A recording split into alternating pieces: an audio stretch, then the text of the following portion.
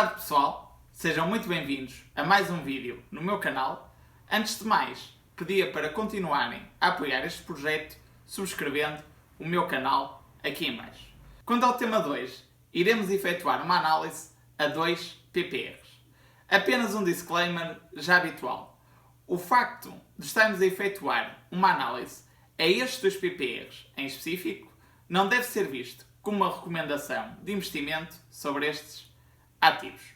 Antes de partirmos para a análise dos PPRs em específico, gostaria apenas de deixar-vos duas notas. Em primeiro lugar, os PPRs são instrumentos de poupança que têm como objetivo servir de complemento às reformas que iremos receber da Segurança Social no futuro. No entanto, como já vimos no vídeo anterior sobre benefícios fiscais no âmbito destes instrumentos, os mesmos também poderão servir como instrumento de poupança para pagamento de prestações de crédito de habitação ou para pagamento de despesas com educação, nomeadamente propinas.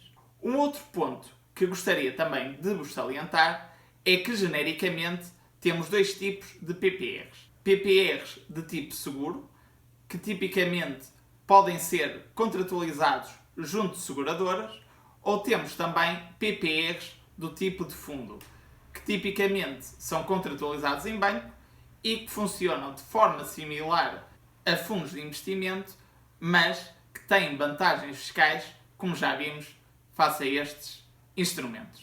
Não percam já de seguida a minha análise aos dois PPRs. Passando então aqui a apresentar os PPRs, o primeiro PPR que aqui vos trago é um PPR da Lusitânia Vida.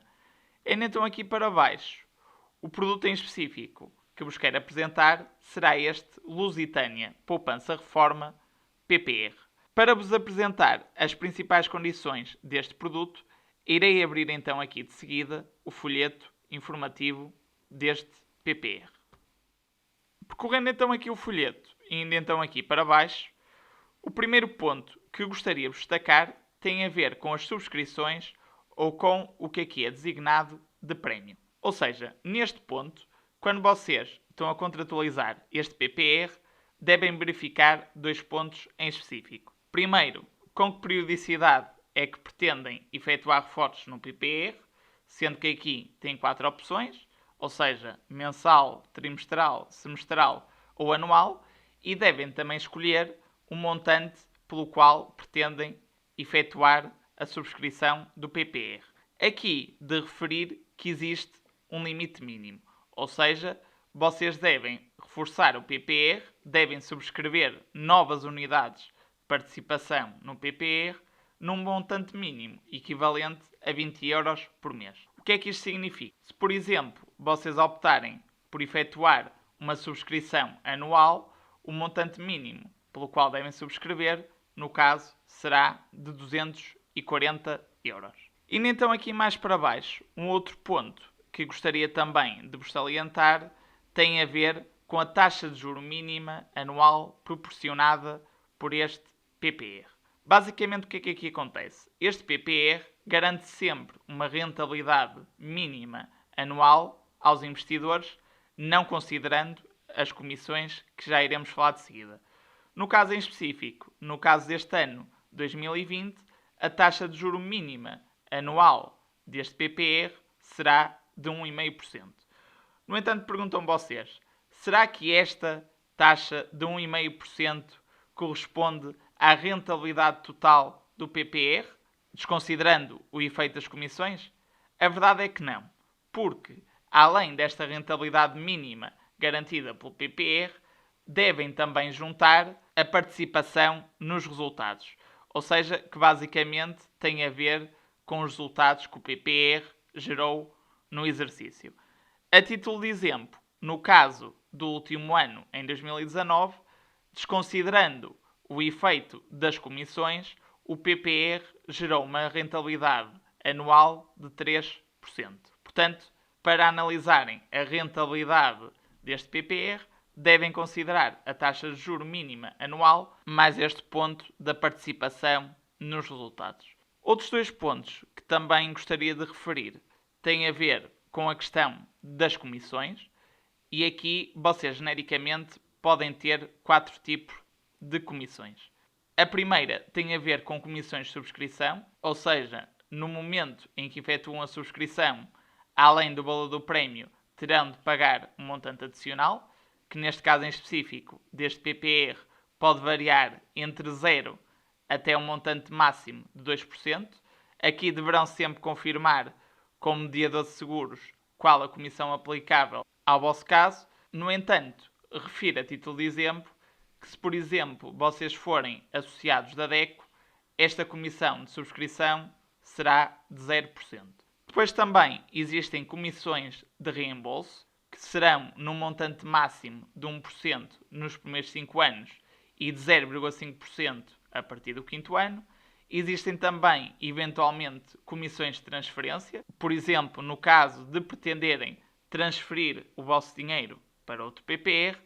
E depois também tem as comissões de gestão, que basicamente corresponderão a 0,1% durante os primeiros 5 anos, sendo reduzida para 0,075% a partir do 6º ano.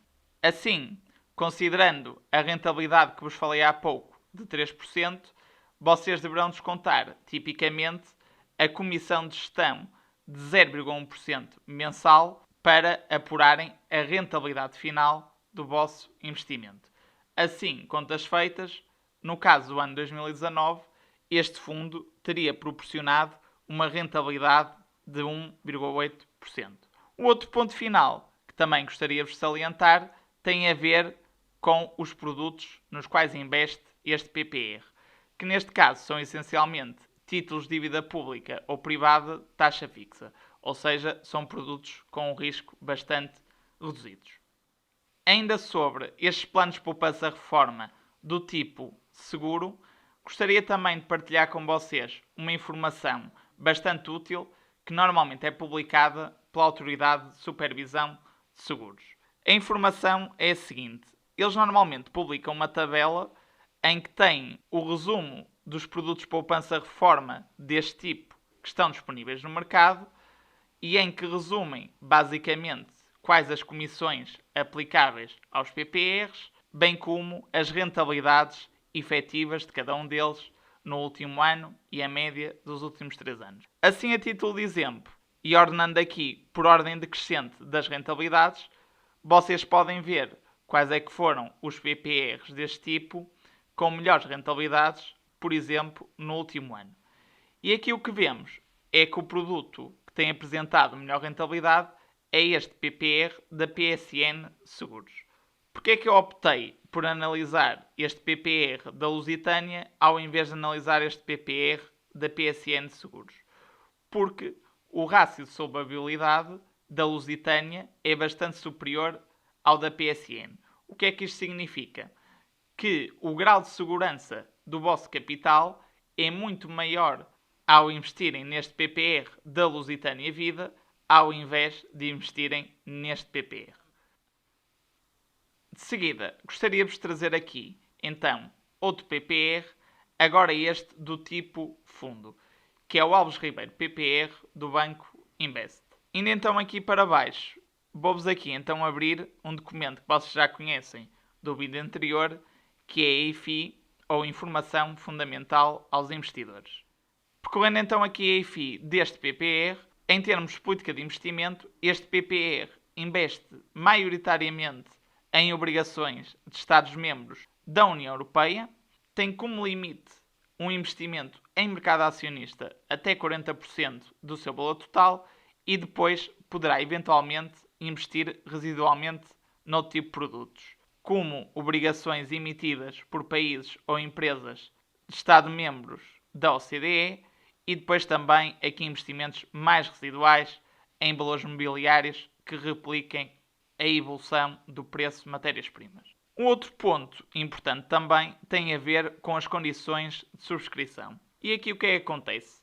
Para subscreverem unidades de participação neste PPR, o montante mínimo será sempre de 50 euros. Relativamente às condições de resgate, basicamente elas são aquelas que estão previstas na lei e que já abordamos no vídeo anterior dos benefícios fiscais dos PPRs. Indo aqui mais para baixo, uma vez que este PPR é um PPR de tipo fundo, aplica-se a escala de risco de 1 a 7, que está definida pela Comissão de Valores Mobiliários. Neste caso em específico deste PPR, ele é classificado como tendo risco 4, ou seja, é um risco moderado. Depois um outro ponto também, que é bastante importante e que eu vos queria trazer aqui, tem a ver com os encargos que são aplicáveis a este PPR. Neste caso, não existem encargos de subscrição. Relativamente aos encargos de resgate, eles são aplicáveis apenas até ao primeiro ano, ou seja, se vocês quiserem resgatar o PPR no primeiro ano, aplica-se uma comissão de 1%, mas após o primeiro ano não se aplica qualquer comissão. Genericamente, a única comissão que vocês têm aqui é esta taxa de encargos correntes, que será de 1,59% por ano. O último ponto que gostaria aqui de vos apresentar tem a ver com as rentabilidades históricas do fundo, que nos últimos 10 anos têm sido bastante interessantes, dando uma média de cerca de 8,2% ao ano. Espero que o vídeo tenha sido do vosso agrado. Caso tenham gostado, deixem o vosso like, partilhem e subscrevam o meu canal. Não percam o próximo vídeo e até à próxima!